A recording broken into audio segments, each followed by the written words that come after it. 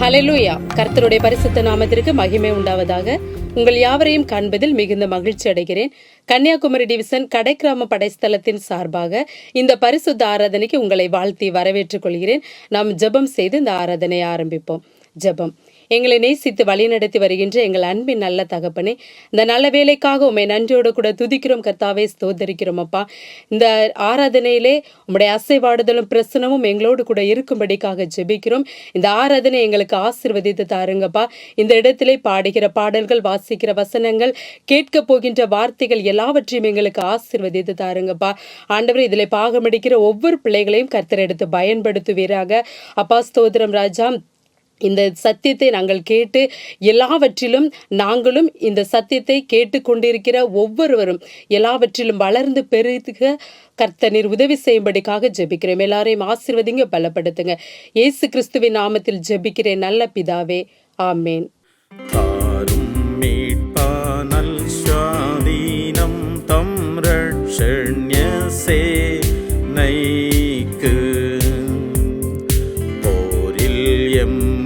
முன்னடத்தி தாரும் பெரும் ஜூபிலி.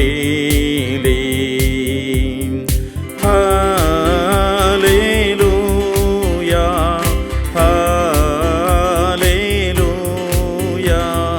ஹல்லேலூயா, ஹல்லேலூயா. நாம ஜெயம் பெறு போர் வீரரை ஒன்றாய் சேர்த்து பொருத்தி நீராவியார் நேர் யுத்தம் நீதம் செய்யவே நீருத்தி நீரணியாய் சேனையிலே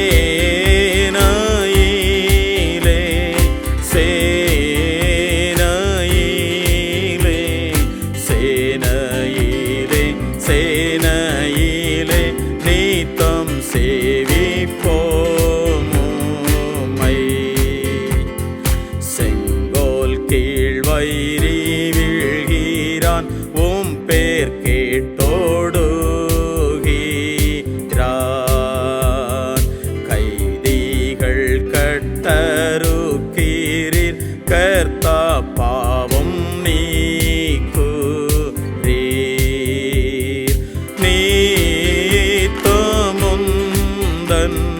நீத்தமுந்தன் நீத்தமுந்தன் நீத்தமுந்தன் மகிமைக்காய் போர் செய்வோம். தலைகளை தாழ்த்தி நாம் ஜெபம் செய்வோம். ஒரு சில விண்ணப்பங்களுக்காய் நாம் ஜெபிக்க இருக்கிறோம். நம்முடைய இரட்சணை சேனைக்காய், சேனை ஊழியங்களுக்காய், ஊழிய பிள்ளைகளுக்காய், ஒவ்வொரு திருச்சபை ஜனங்களுக்காய், விசேஷமாக இந்த வருட பொது தேர்விலே பரிசு எழுத இருக்கிறதான ஒவ்வொரு பிள்ளைகளுக்கும் கர்த்தர் ஆசீர்வதிக்கும்படியா நல்ல ஞானத்தை கொடுக்கும்படியா நாம் ஜெபிப்போம். துதிகளில் மத்தியில் வாசம் செய்கிறதான எங்கள் அன்பின் கிருபையும் நிறைந்த நல்ல தகப்பனே, இந்த நல்ல வேலைக்காக நம்ம நன்றியோடு துதிக்கிறோம், ஸ்தோத்தரிக்கிறோம்.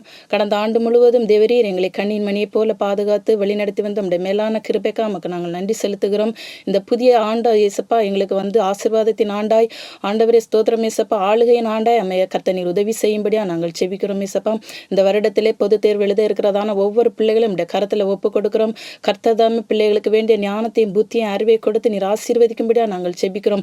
படிக்கிற பாடங்கள் ஒவ்வொன்றும் எங்களுடைய பிள்ளைகளுடைய மனதிலே பதிய கர்த்தர் உதவி செய்யும்படியா செபிக்கிறோம்.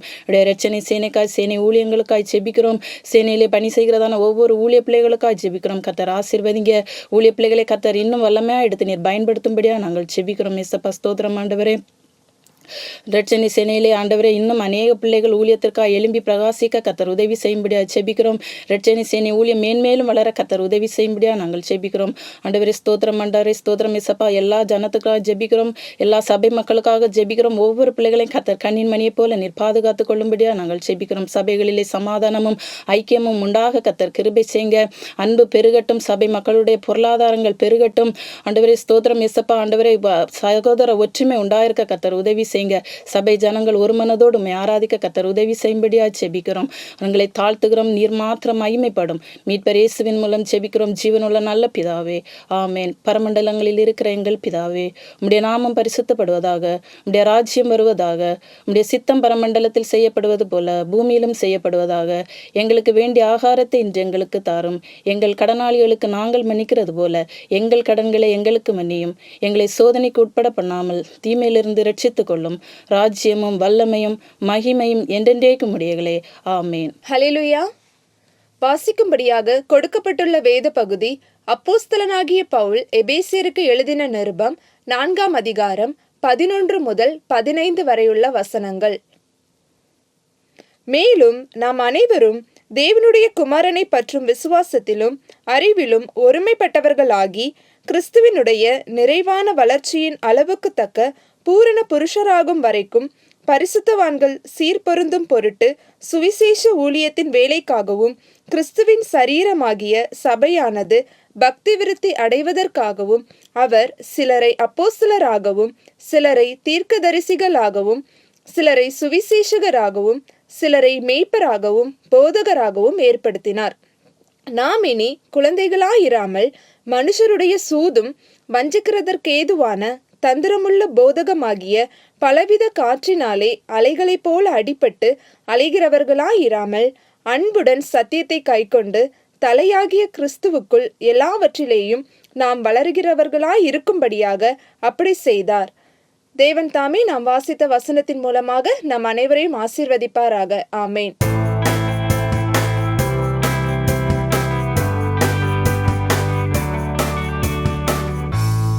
கடைக்கிராம படைஸ்தலத்தை பற்றிய ஒரு சிறு வரலாறு. 1892 வருடம் அட்டைக்குளம் கிராமத்தில் ஆரம்பிக்கப்பட்ட சேனை ஊழியத்தின் 6வது நீட்சியாக கடைக்கிராமம் படைஸ்தலம் ஆரம்பிக்கப்பட்டது. 1912 வருடம் ஆலய கட்டடத்திற்கான அடிக்கல் நாட்டப்பட்டு கர்னல் நோராணி அம்மையார் அவர்களால் பிரதிஷ்டை செய்யப்பட்டது. 1992 வருடம் ஆலயத்தின் முன்பகுதி விரிவாக்கம் செய்யப்பட்டது.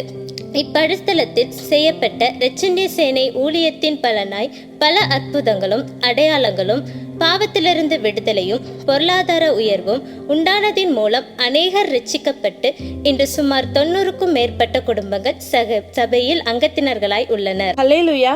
கர்த்தருடைய பரிசுத்த நாமத்திற்கு மகிமை உண்டாவதாக. என்னையும் இந்த இடத்திலே சாட்சியா நிறுத்தின என் தேவாதி தேவனுக்கு கோடான கோடி நன்றியை ஏறெடுக்கிறேன்.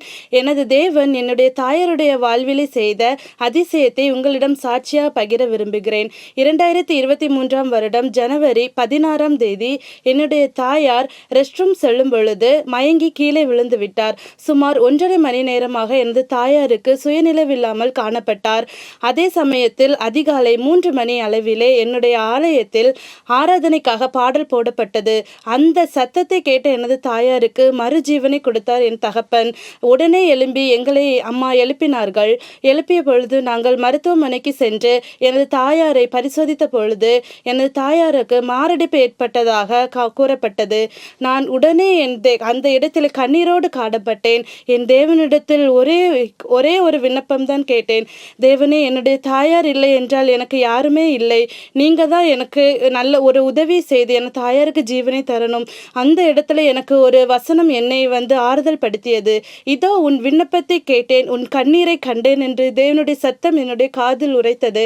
அந்த சத்தத்தை கேட்டு நான் மருத்துவரிடம் கேட்ட பொழுது பயப்பட வேண்டிய எந்த சூழ்நிலையும் இல்லை, மாத்திரையிலே உங்கள் அம்மாவை நாங்கள் குணமாக்கி விடுவோம் என்று கூறினார்கள்.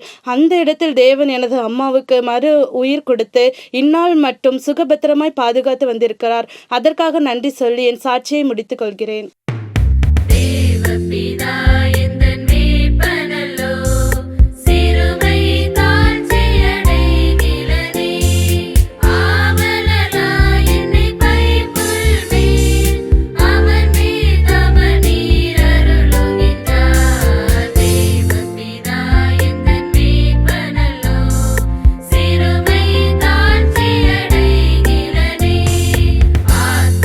தன்னை குளிர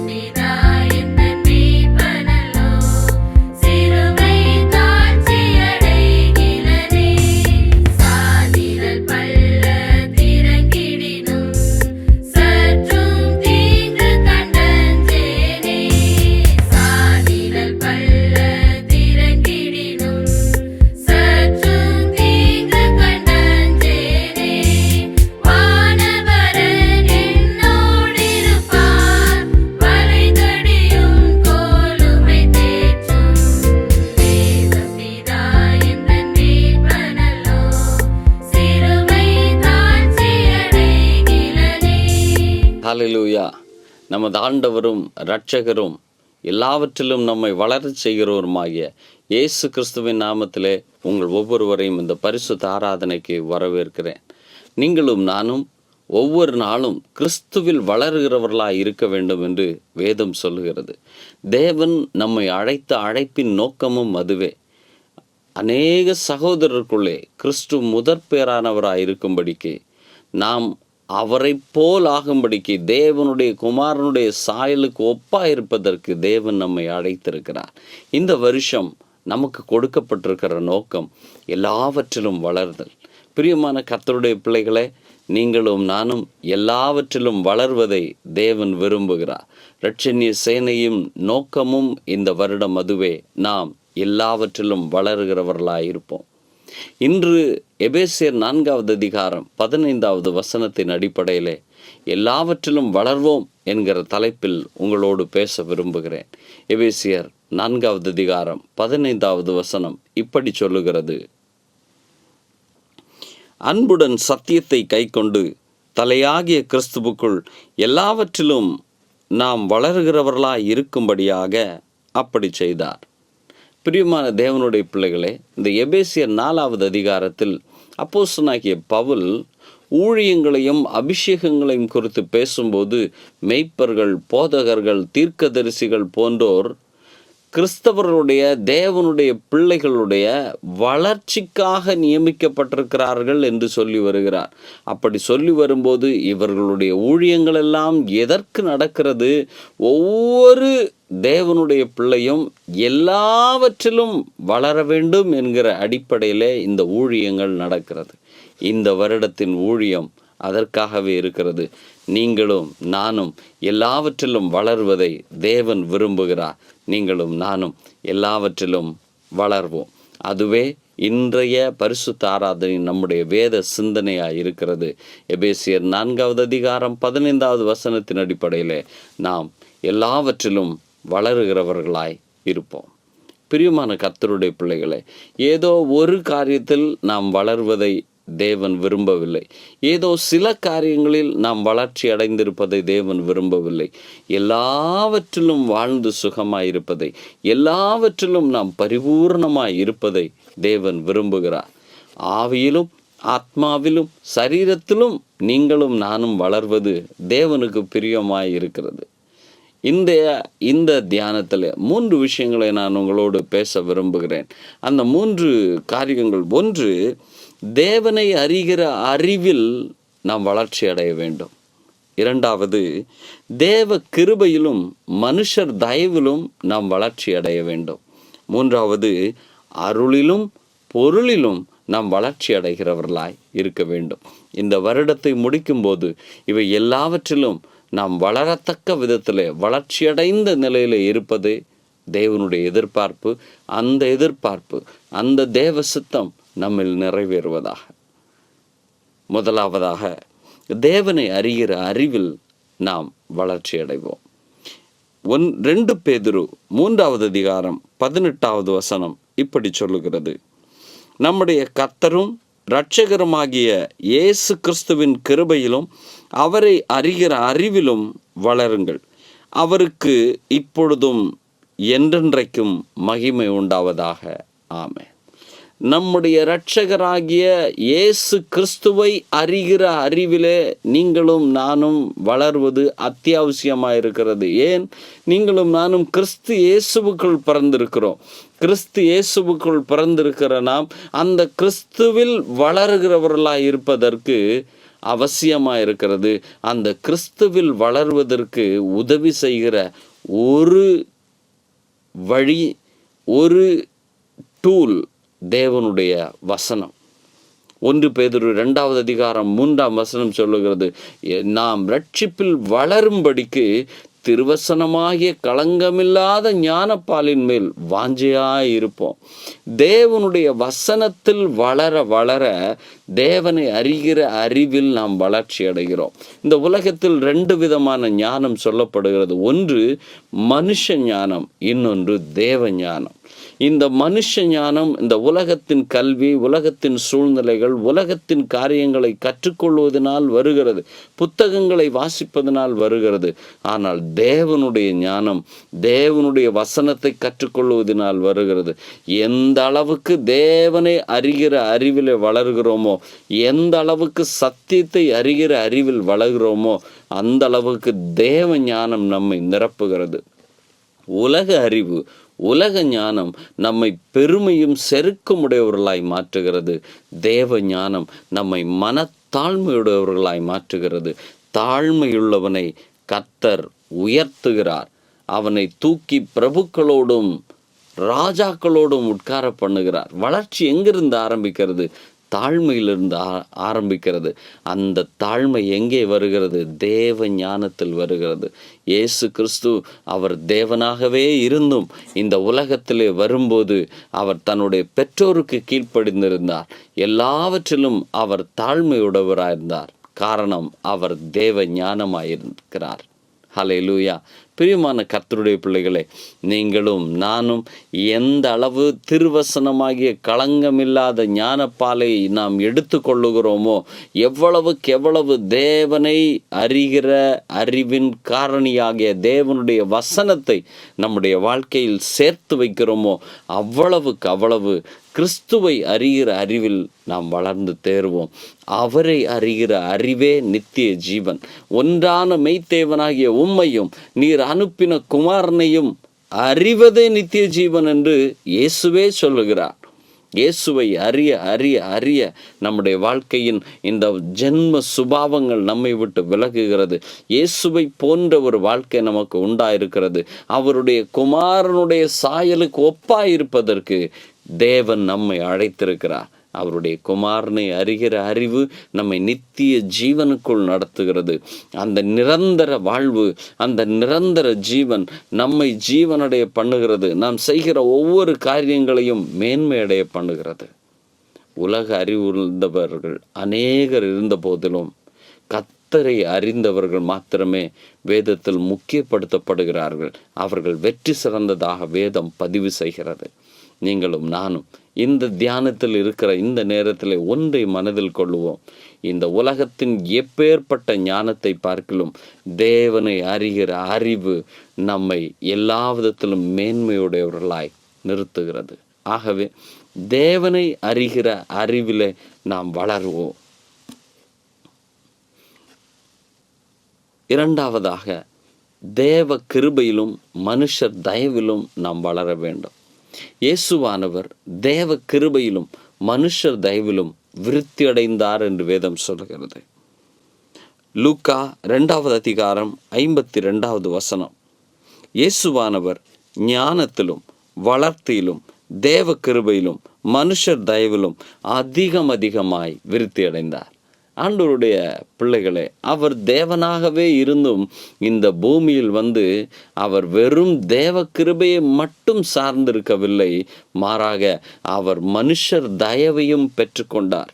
இயேசுவினுடைய ஊழியத்தில் அவருக்கு அநேகம் ஸ்திரீகள் தங்கள் ஆஸ்திகளால் ஊழியம் செய்தார்கள். அவருக்கு அநேகருடைய தயவு கிடைத்தது. பிரியமான கர்த்தருடைய பிள்ளைகளே, இந்த உலகத்தில் வாழ்வதற்கு உங்களுக்கு தேவ கிருபையும் வேண்டும், மனுஷர் தயவும் வேண்டும். எந்த அளவுக்கு நாம் ஜீவனுள்ள தேவனுடைய வசனத்தை நம்முடைய வாழ்க்கையாய் மாற்றுகிறோமோ, எந்த அளவுக்கு அந்த களங்கமில்லாத தேவனுடைய வசனத்தை நம்முடைய வாழ்க்கையில் ஏற்றுக்கொண்டு அந்த வசனத்தின் அடிப்படையில் நம்முடைய வாழ்க்கையை கட்டி கிறிஸ்துவுக்குள் நம்முடைய அஸ்திபாரத்தை இட்டு அதில் வீட்டை கட்டுகிறோமோ, அந்த அளவு தேவ கிருபை நம்மை நிரப்புகிறது. அந்த கிருபை நம்மை பலனடைய செய்கிறது. அந்த கிருபை தேவனுடைய அருளை நம்மிடம் கொண்டு சேர்க்கிறது. அந்த கிருபை தாழ்மையை நமக்கு போதிக்கிறது. அந்த கிருபை ஒவ்வொரு நாளும் நம்மை புதிதாக்குகிறது. அந்த புதிதாக்குதல், அந்த பலன் நாம் செய்கிற ஒவ்வொரு காரியத்தையும் வாய்க்க செய்கிறது. அது மட்டுமல்ல, அது மனுஷர் தயவையும் நமக்கு உண்டாக்குகிறது. அந்த மனுஷர் தயவு நம்மை ஒவ்வொரு நாளும் பெருக பண்ணுகிறது. யோபு இரட்டத்தனையான பலன் பெற்றான் என்று பேசுகிறோம். அந்த இரட்டத்தனையான பலன் பெற்றதுக்கு ஒரு காரணம் இருக்கிறது. முன் அவனுக்கு அறிமுகமாக அனைவரும் அவனிடத்தில் வந்து, அவனுடைய சகோதர சகோதரிகள் எல்லாரும் அவனிடத்துக்கு வந்து அவரவர் ஒவ்வொரு பொன் ஆபரணத்தையும் அவனுக்கு காசையும் கொடுத்தார்கள் என்று வேதம் பதிவு செய்கிறது. தேவ கிருபை அவனை சுகமாக்கியது. மனுஷர் தயவு அவனை செழிப்பாய் ஐஸ்வர்யவானாய் மாற்றியது. தேவ கிருபையும் மனுஷர் தயவிலும் இந்த வருஷம் நீங்களும் நானும் வளருவோம். நம் அருகில் இருக்கிறவர்களோடு அமைதியும் சந்தோஷத்தையும் நிலைநாட்டுவோம். சமாதானத்தை உருவாக்குவோம். நீங்களும் நானும் சமாதானம் பண்ணுகிறவர்கள் தேவனுடைய புத்திரராய் இருக்கிறார்கள். நாம் சமாதானத்தை உருவாக்க நாம் ஐஸ்வர்யவான்கள் ஆவோம் என்பதில் எவ்வித சந்தேகமும் இல்லை. நம் ஒவ்வொரு காரியத்திற்கும் மனுஷர் தயவு நமக்கு அவசியமாக இருக்கிறது. இந்த 2025 வருடம் எல்லாவற்றிலும் வளருகிற இந்த வளர்ச்சியிலே மனுஷர் தயவிலும் நீங்களும் நானும் வளருவோம். தேவன் நம்மோடு கூட இருந்து நம்மை வழி நடத்துவாராக. 3வது காரியம், தேவ அருளிலும் இவ்வுலகத்தின் பொருளிலும் நாம் வளர்வது அவசியமாயிருக்கிறது. நீதிமொழிகள் 10வது அதிகாரம் 22வது வசனம் நான் வாசிக்கிறேன். கர்த்தரின் ஆசீர்வாதமே ஐஸ்வர்யத்தை தரும், அதனோடே அவர் வேதனையை கூட்டார். கர்த்தரின் ஆசீர்வாதமே ஐஸ்வர்யத்தை தரும்.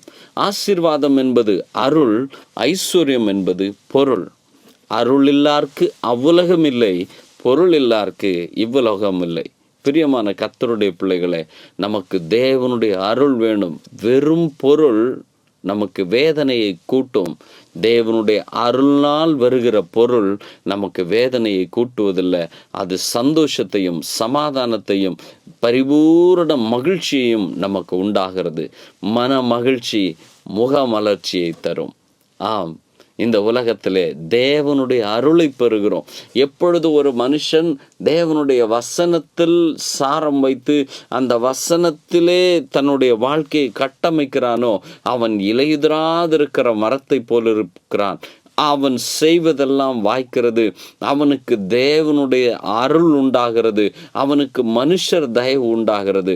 அந்த மனுஷர் தயவும் அந்த தேவனுடைய அருளும் அவனை ஐஸ்வர்யவானாய் மாற்றுகிறது. அந்த ஐஸ்வர்யத்தில் வேதனை இல்லை, அந்த ஐஸ்வர்யத்தில் மோசமானவைகள் இல்லை, அந்த ஐஸ்வர்யத்தில் களவு இல்லை, அந்த ஐஸ்வர்யத்தில் எந்த கஷ்டமும் மனபாரமும் இல்லை. அது சந்தோஷத்தையும் சமாதானத்தையும் உருவாக்கும்.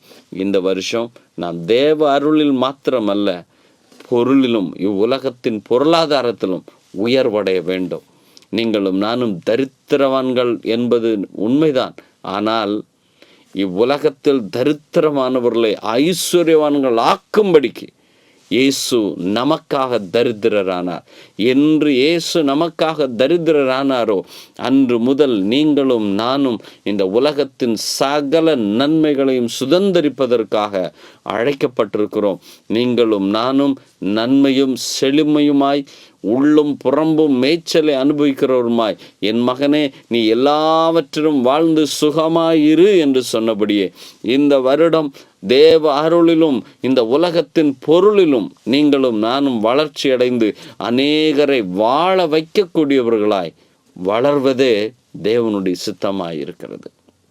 அதிகமாய் புதிய ஏற்பாடு சொல்லக்கூடிய ஒரு போதனை, ஒரு காரியம், நாம் எல்லாவற்றிலும் வளர வேண்டும், எல்லாவற்றிலும் தேர வேண்டும், எல்லாவற்றிலும் உயர வேண்டும். பெரும்பாலும் நான் பார்த்த கிறிஸ்தவர்கள் நமக்கு அருள் மாத்திரம் போதும், பொருள் தேவையில்லை என்பதுதான். ஆனால் வேதம் அப்படி சொல்லவில்லை. உனக்கு அருளும் வேண்டும், பொருளும் வேண்டும். அதற்கு சிறந்த எடுத்துக்காட்டு சாலமோன். அவன் தேவனிடத்தில் தேவ அருளாகிய ஞானத்தை கேட்டான். ஆண்டவர் சொன்னார், நீ கேட்டது ஞானம், நீ கேட்ட ஞானத்தையும் தருகிறேன், கேளாத ஐஸ்வர்யத்தையும் தருகிறேன். பிரியமான கர்த்தருடைய பிள்ளைகளே, யாக்கோபு தேவனுடைய அருளை பெற்றவன் தான், ஆசீர்வாதத்தை பெற்றவன் தான்.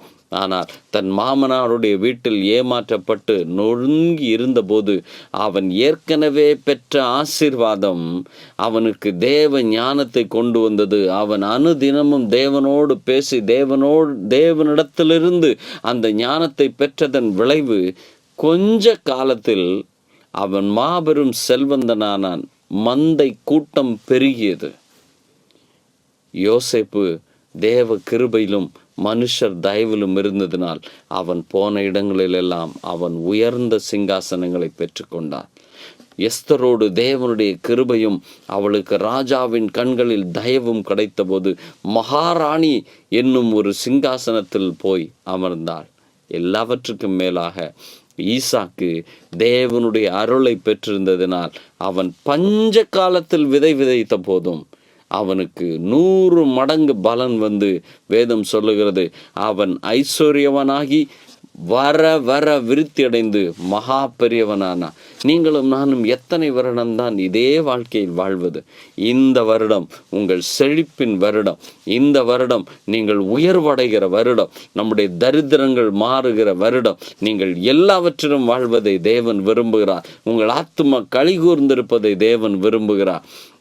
தேவனுடைய அருள் உங்களிடத்தில் இருக்கிறது. அந்த அருள் பொருளை உங்களிடத்தில் வர வைக்கும். வர முடியாததை வர வேண்டிய இடத்திற்கு வர பண்ணுகிற தேவன் உங்களோடு இருக்கிறார். நம்ம எல்லாவற்றிலும் வளரச் செய்கிற கிறிஸ்து உங்களுக்குள் இருப்பதனால் நீங்கள் வளர்வடைவீர்கள், மேன்மையடைவீர்கள். இந்த வருடத்தில் உங்கள் குறைவுகள் நீங்கும். என் தேவன் தம்முடைய ஐஸ்வர்யத்தின்படி உங்கள் குறைவெல்லாம் கிறிஸ்து இயேசுவுக்குள் நிறைவாக்குவார் என்று வேதம் பதிவு செய்கிறது. மரியாளும் யோசேப்பும் ஏழைகளாகத்தான் இருந்தார்கள். ஆனால் என்று இயேசு அவருடைய வீட்டிற்கு வந்தாரோ அப்பொழுது இயேசு வந்தபோது தங்கம் அந்த வீட்டிற்கு வந்தது, வெள்ளைப்போளம் வந்தது, விலை உயர்ந்த பரிமள தைலம் எல்லாம் அவருடைய வீட்டிற்கு வந்தது. அவர்கள் செழிப்படைந்தார்கள். நீங்கள் இந்த வருடம் செழிப்பீர்கள். தேவனுடைய வசனத்தை தியானித்து அதை பிடித்து கொண்டு அந்த வசனத்தில் வாழ்க்கையை கட்டமைத்திருக்கிற கர்த்தருடைய பிள்ளைகளாகிய உங்களுடைய வாழ்விலே தேவனுடைய அருள் இருக்கிறது என்பது நிதர்சனமான உண்மை.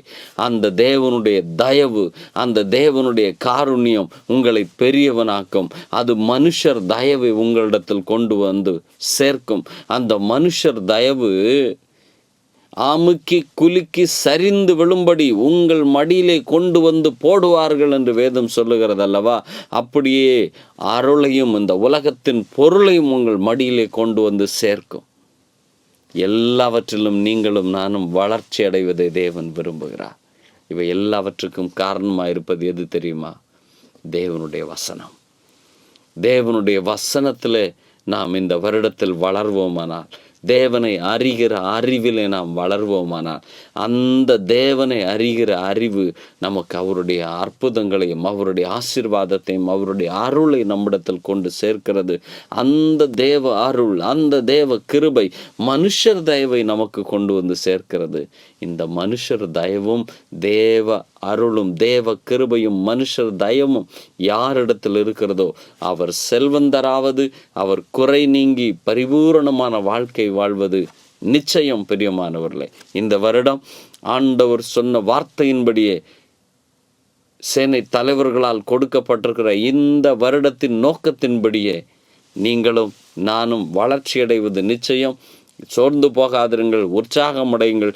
கடந்த வருடத்திலிருந்த தோல்விகள் மாறும்.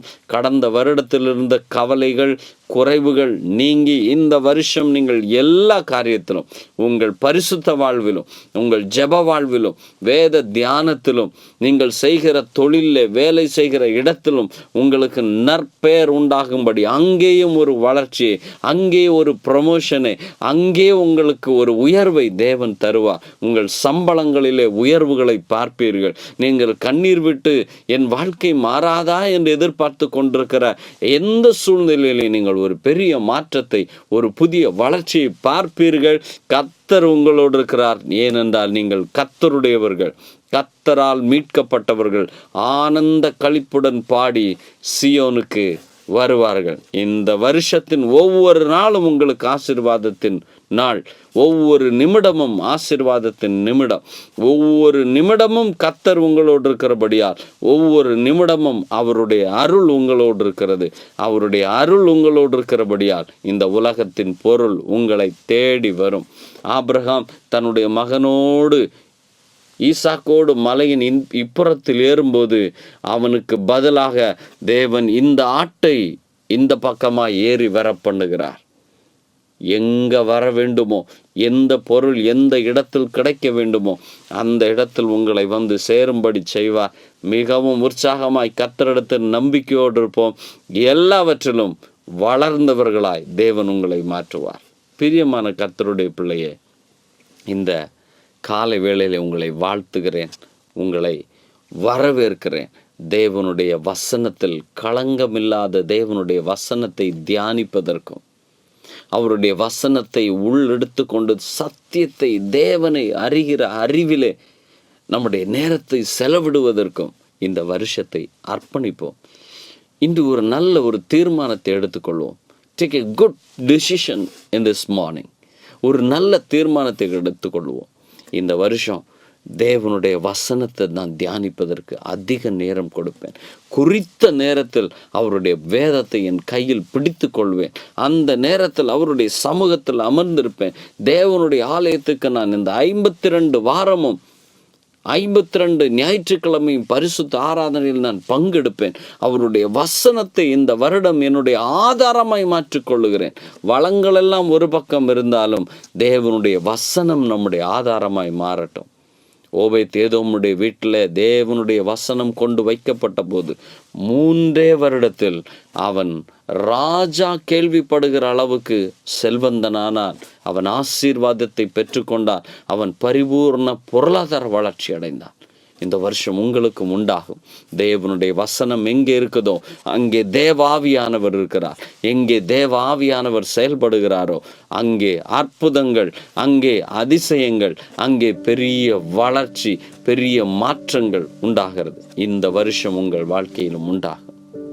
இப்போதும் பிரியமான கர்த்தருடைய பிள்ளையே, தேவா என்னை படைக்கிறேன் என்கிற அந்த பாடலை நான் பாடவிருக்கிறேன். நீங்கள் இதுவரை இருந்த என்னுடைய குறைவுகள் போதும். நான் நிறைவடைய விரும்புகிறேன். நான் வளர விரும்புகிறேன். என்னுடைய ஜெப வாழ்வில், என்னுடைய ஆவிக்குரிய வாழ்வில், என்னுடைய பொருளாதார வாழ்வில், என்னுடைய குடும்ப வாழ்வில், இல்லை நீங்கள் நினைக்கிற எந்த இடத்திலும் நான் ஒரு வளர்ச்சியை விரும்புகிறேன் என்று நீங்கள் சொல்வீர்களானால், நீங்கள் எந்த இடத்திலிருந்து இதை பார்த்து கொண்டாலும் அந்த இடத்துல நீங்கள் முழங்கால் படியிடுங்கள். இல்லை என்றால் எழுந்து நின்று அந்த இடத்திலே வானத்தை அண்ணார்ந்து பார்த்து ஆண்டவரை நோக்கி, தேவனே என்னை இன்று படைக்கிறேன், உம்முடைய வேதமாகிய அந்த ஆதாரத்தை பிடித்து கொள்ள நான் விரும்புகிறேன் என்று உங்களை நீங்களே தத்தம் செய்யுங்கள், அர்ப்பணம் செய்யுங்கள். நம்முடைய தீர்மானங்கள் தான் ஆசீர்வாதத்தின் வாய்க்கால்கள். நம்முடைய தீர்மானங்கள் மாற்றப்பட்டால் நம்முடைய வாழ்க்கையின் இலக்குகள் மாறும், நம்முடைய வாழ்க்கையின் எல்லைகள் விரிவடையும். இன்று ஒரு அற்புதமான ஒரு தீர்மானத்தை எடுத்துக்கொள்வோம். இனி நான் இந்த வேதத்தில் தியானமாயிருப்பேன். வீண் சிந்தனைகளை வெறுத்து உமது வேதத்தில் பிரியப்படுகிறேன், அது என் மன மகிழ்ச்சி என்று சங்கீதக்காரன் சொல்லுகிறான். வேதம் நம்முடைய பிரியமாய் மாறட்டும். இந்த வேதத்திலே நீங்களும் நானும் கவனமாயிருப்போம். இந்த வேதத்தை வாசிப்பதற்கும் அதை தியானிப்பதற்கும் நேரத்தை செலவிடுவோம். கர்த்தர் நம்மை ஆசீர்வதிப்பார். தேவா என்னை படைக்கிறேன், இதோ என் யாவும் தாரேன், உந்தன் மானேசம் எந்தனை பந்திப்பதினா, என் நேசம் பாசம் யாவையும் இதோ அங்கீகரியும்,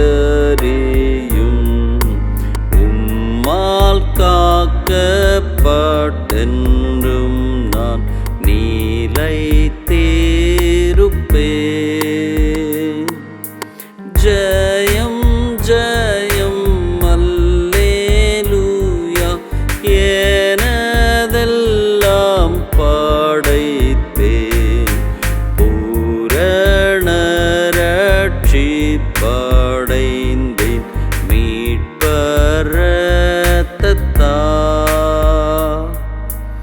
என் மனம் சேத்தம் யாவுமே சந்தோஷமாய் நான் தாரேன்.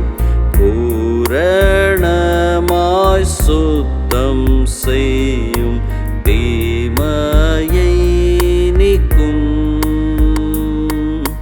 தாரேன் என் முழு ஜீவனை, கேளும் என் விண்ணப்பத்தை. உம் சொந்தம் மானதாலிப்போ நான் படைக்கிறேன். ஜெயம் ஜெயம் அல்லேலூயா, எனதெல்லாம் படைத்தேன். பூரண ரட்சிப்படைந்தேன் மீட்பர் இரத்தத்தால். தீர்மானத்தை எடுத்த நாம் நம்பிக்கையோடு ஜெபம் செய்வோமா? எங்களை அதிகமாக நேசிக்கிற எங்கள் அன்பின் நல்ல பிதாவே, இந்த நாளின் இந்த காலை பொழுதுக்காக உமக்கு ஸ்தோத்திரம். என் தேவன் எங்களோடு இருக்கிறீர். நாங்கள் முன் தெரிந்து கொள்ளப்பட்டவர்கள், நாங்கள் அழைக்கப்பட்டவர்கள், தேவனால் நீதிமான் ஆக்கப்பட்டவர்கள், மகிமைப்படுத்தப்பட்டிருக்கிறோம். என் அன்பு தகப்பனே, ஒரு நோக்கத்தோடும் திட்டத்தோடும் எங்களை அழைத்திருக்கிறீர். இந்த காலை பொழுதிலே உம்முடைய நோக்கத்துக்கு எங்களை அர்ப்பணிக்கிறோம். எல்லாவற்றிலும் வளர்ச்சி அடைவதை தேவன் விரும்புகிறீர், நாங்களும் விரும்புகிறோம். எங்கள் வாழ்க்கையின் ஒவ்வொரு பகுதியும் இந்த வருடம் வளர்ச்சி அடைவதாக. நாங்கள் வளர்ச்சி அடைவதற்கு என்னென்ன உண்டோ அந்தந்த காரியங்களை எங்களுக்கு போதித்தருளும். பிரயோஜனமாக இருக்கிறதை உனக்கு போதிப்பேன் என்று சொன்ன தேவன், இந்த வருஷம் உம்முடைய வார்த்தையை நான் தியானிக்கும் போது, நாங்கள் உம்முடைய வார்த்தையிலே தியானமாக இருக்கும்போது, நாங்கள் என்னென்ன காரியங்களில் வளர வேண்டுமோ, எந்தெந்த விதத்தில் வளர வேண்டுமோ அவைகளை எங்களுக்கு கற்றுத்தாரும் என்று நாங்கள் வேண்டுகிறோம். அன்பின் பரிசுத்த ஆவியானவர் தாமே எங்களோடு இருந்து உம்முடைய வார்த்தையினால் எங்களை வழிநடத்தும். அவர் வந்து சகல சத்தியத்திற்குள்ளும் உங்களை நடத்துவார் என்றபடியே சகல சத்தியத்திற்குள்ளும் இந்த வருஷத்தின் ஒவ்வொரு நாளும் என்னை நடத்தும்படியாய் வேண்டுகிறேன். வேதனை உண்டாக்கும் வழி என்னிடத்தில் உண்டோ என்று பார்த்து நித்திய வழியிலே என்னை நடத்தும் என்ற வேத வசனத்தின்படியே தகப்பனே, உம்முடைய வசனத்தினாலே எங்களை நித்திய வழியிலே நடத்தும். இந்த வருஷம் ஆண்டவரே, நாங்கள் எல்லாவற்றிலும் வளர விரும்புகிறோம். ஆண்டவரை, தூரமான இடங்களில் இருந்து கொண்டு இந்த காணொலியின் வாயிலாக என்னோடு ஜெபித்து கொண்டிருக்கிற அன்பு பிள்ளைகளுக்காக, தேவனுடைய பிள்ளைகளுக்காக ஜெபிக்கிறேன். இவர்களை ஆசீர்வதிக்கிறேன். இதுவரை இவர்களை தொடர்ந்து வந்த இருள் நீங்குவதாக, இதுவரை இவர்களை தொடர்ந்து வந்த பலவீனங்கள் நீங்குவதாக, குறைவுகள் மாறுவதாக. தேவன் தருகிற நன்மைகளும் சந்தோஷமும் சமாதானமும் பெருக்கமும் இவர்களை பின்தொடரட்டும். நன்மையும் கிருபையும் என்னை தொடரும் என்றபடியே கர்த்தாவே, இவர்கள் மேலே நன்மைகளை பேசுகிறேன். உங்களுக்கு நன்மை உண்டாகும் என்று நீதிமான்களுக்கு சொல்லுங்கள் என்று சொல்லியிருக்கிறீரே. இந்த ஜெபத்தின் மூலமாய் இயேசுவின் நாமத்தில் இவர்களுக்கு நன்மை உண்டாகட்டும் என்று பேசுகிறேன். இவருடைய அத்தனை குறைவுகளும் நீங்கி இந்த வருஷத்தில் எல்லாவற்றிலும் இவர்கள் வளர்ந்து பெருகட்டும். தேவ கிருபையும் மனுஷர் தயவும் இவர்களுக்கு உண்டாகட்டும். வேலை செய்கிற இடங்களிலே, தொழில் துறைகளில் இவர்களுக்கு தனி கிருபையும் தயவும் உண்டாகட்டும். இவர்கள் கையிட்டு செய்கிற காரியங்கள் வாய்க்கட்டும். கர்த்தருக்கு பயப்படுகிற மனுஷன் இவ்விதமாய் ஆசீர்வதிக்கப்படுவான் என்கிற விதத்திலே இவர்களுடைய வாழ்க்கையை உயர்வடைவதாக நல்ல ப்ரமோஷன்ஸ் உண்டாகட்டும். தகப்பனே, கண்ணீரோடு பலவீனத்தோடு இருக்கிறவர்கள், என் வாழ்க்கையில் ஒரு மாற்றம் வராதா என்று எதிர்நோக்கி இருக்கிற பிள்ளைகளுக்காக ஜெபிக்கிறேன். நல்ல மாற்றங்கள் இந்த வருடம் உண்டாகட்டும். ஆண்டவரே, பாவத்திலிருந்து விடுதலை உண்டாகட்டும். பாவ செயல்களிலிருந்து ஒரு மனம் மாறுதல் உண்டாகட்டும். பிள்ளைகளுடைய வாழ்க்கையில் ஒரு திருப்பம் உண்டாகாதா என்று எதிர்நோக்கி இருக்கிற ஆண்டவர் அன்பு பெற்றோருக்காக ஜெபிக்கிறேன். பிள்ளைகளுடைய வாழ்க்கையில தேவனுடைய அருள் வேலை செய்யட்டும். தேவனுடைய ஆவியானவர் நீர் ஒரு புது மாற்றத்தை உண்டாக்கி அதிலேயும் ஒரு வளர்ச்சியை உண்டாக்குவீராக. ஆண்டவரே, ஒவ்வொருடைய தேவைகளும் சந்திக்கப்படட்டும். ஒவ்வொருடைய வாழ்க்கையின் மனபாரங்கள், கவலைகள் நீங்கட்டும். கர்த்தரை நோக்கி பார்த்து பிரகாசமடைந்தார்கள், அவர்கள் முகங்கள் வெட்கமடையவில்லை என்றபடியே உம்முடைய பிள்ளைகள் இந்த வருஷம் பிரகாசமடையட்டும், அவர்கள் வளர்ச்சி அடையட்டும். எல்லாவற்றிலும் வளருகிற வளர்ச்சி இயேசுவின் நாமத்தில் உண்டாவதாக என்று ஜெபிக்கிறார். கர்த்தர் தொடர்ந்து வழி நடத்தும். உம்முடைய வசனம் எங்கள் வாழ்க்கையின் ஆதாரமாய் மாறட்டும். இயேசுவின் நாமத்தில் வேண்டுகிறோம் எங்கள் ஜீவனுள்ள நல்ல பிதாவே, ஆமென். என் ஆத்துமாவை கர்த்தரை ஸ்தோத்திரி, என் முழு உள்ளமே அவருடைய பரிசுத்த நாமத்தை ஸ்தோத்திரி. என் ஆத்துமாவை கர்த்தரை ஸ்தோத்திரி, அவர் செய்த சகல உபகாரங்களையும் மறவாதே. ஆமென். நம்முடைய கர்த்தராகிய இயேசு கிறிஸ்துவின் கிருபையும் பிதாவாகிய தேவனுடைய அன்பும் பரிசுத்த ஆவியானவருடைய ஐக்கியமும் பாதுகாவலும் நம் அனைவரோடும் என்றென்றும் தங்கியிருப்பதாக. ஆமென். ஆமென். God bless you. கர்த்தர் உங்களோடு இருக்கிறார். இந்த வருஷம் நீங்கள் எல்லாவற்றிலும் வளர்கிறவர்களாய் இருப்பீர்கள். உங்கள் முகம் பிரகாசிக்கும். நீங்கள் எல்லாவற்றிலும் முக மலர்ச்சியோடு இருப்பீர்கள். இந்த வருஷம் உங்களுடைய வருஷம். God bless you.